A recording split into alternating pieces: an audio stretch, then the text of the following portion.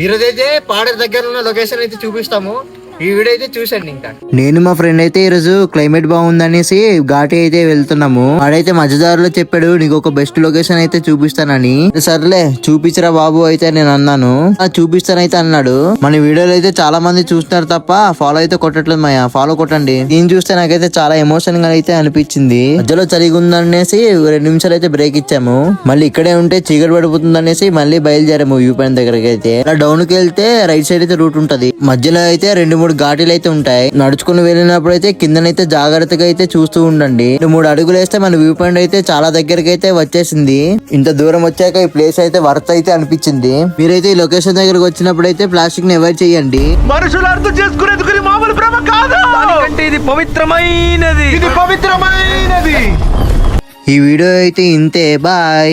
ఇలాంటి వీడియోస్ కావాలంటే మన ఛానల్ ని ఫాలో చేయండి.